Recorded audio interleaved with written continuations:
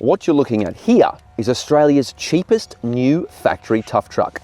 It's ready to go bush with a lift kit, all-terrain tyres, body armour, you name it. But it's based on the Navara, one of the oldest utes in the market. So, the question is this grey-bearded mud plugger truly good value? Let's find out.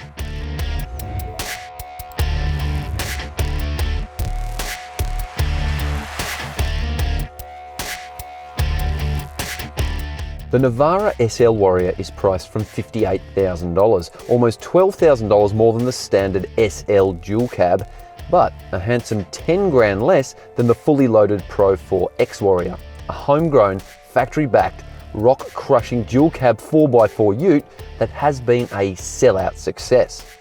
I reckon the SL Warrior looks pretty cool, and it starts with the new footwear. These Cooper Discoverer AT3 all-terrain tyres should be pretty good on and off-road, and they're shod to these cool-looking Roster 17-inch black alloy wheels.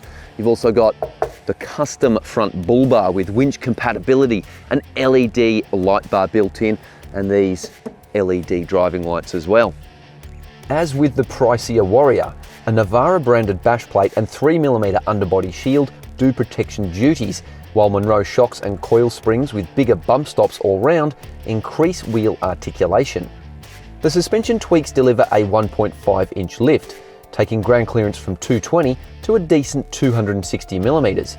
And there's a broader footprint too, with 30mm wider wheel tracks hugged by black wheel arch extensions. This is a solid off-road package that would cost more to build yourself, is fully integrated with all of the Navara's safety systems, meets Nissan's global durability standards, and is backed by a factory warranty. Sure, it misses out on the Pro 4X's rear sports bar, side steps and front LED headlights, but it still looks lean and mean and is arguably more purposeful than the pricier Warrior. While there are plenty of chassis upgrades, the engine remains untouched, which means the Navara's trusty but aging twin-turbo 4-cylinder diesel and 7-speed automatic transmission must soldier on. It's not a bad powertrain, but in terms of flexibility and outputs, it falls short of rivals in the class, pumping out 500 Newton meters, and there's even some utes in this category that have a 10-speed auto and V6 diesel grunt. That said, all the essentials are here, including a selectable 4x4 system with low range ratios, a rear diff lock and hill descent control.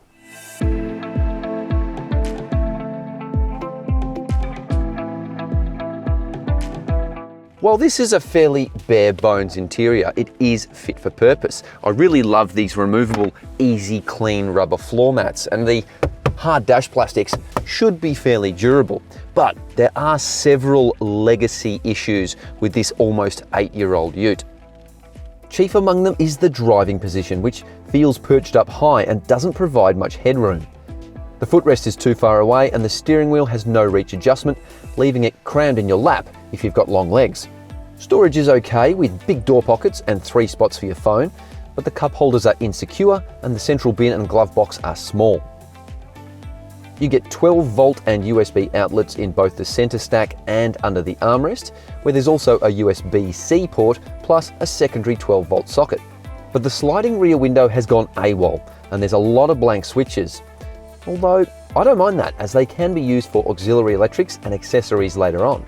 The 8-inch central touchscreen has very little depth or functionality beyond, well, radio and Bluetooth connectivity, but thankfully you do get Apple CarPlay and Android Auto, which make it feel more modern and add a lot more flexibility. The basics are in there, but with no GPS-based satellite navigation, getting around in remote locations will require a bit more planning. You get twin analog dials, which are fine, and this surprisingly helpful 7-inch digital central display, which has way more functionality than even the central touchscreen. The reversing camera, well, it's like watching a TV show from the 70s, and there's no rear parking sensors. Safety systems are pretty good, and along with the basics, including 7 airbags, it's good to see trailer sway control in there, but it misses out on the more advanced driver aids because of its age. Back seats aren't too bad for a ute of this vintage, and while you've got the high floor down here, legroom isn't too bad, although headroom not so good, and the seat base and seat backs are fixed. Amenity isn't too shabby with 1 USB-A port, air vents, a fold-down armrest with cup holders, plus 2 ISOFIX and 3 top tether child seat anchorages.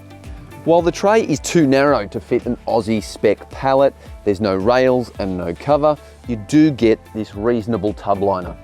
There's also useful tie-down points and an extra 100 kilograms of GVM, thanks to the suspension tweaks, and all models come with a tow bar as standard. All right, there's quite a few upgrades there, so let's see how they translate on the road. Cue the driving music.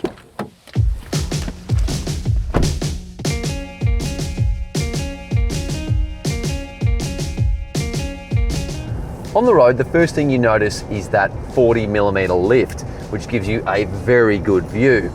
But the most impressive thing is probably the ride handling package. The firmer setup means it rolls less through corners, and it just adds a little bit more confidence. It sharpens up the steering, and it means it's a little bit better through changes of direction. But at the same time, it's compliant over bumpy country roads and delivers impressive straight line stability.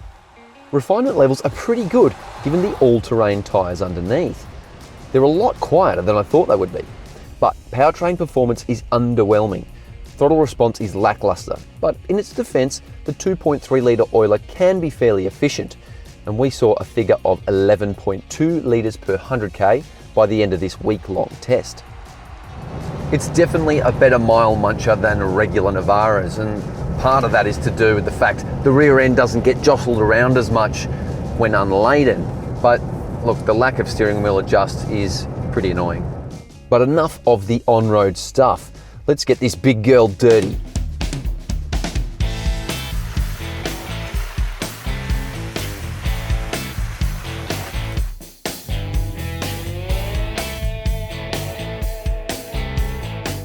The bull bar sourced from Aussie supplier Frontline also improves the approach angle from 32 to 36 degrees over the regular SL, and together with that front bash plate provides more confidence.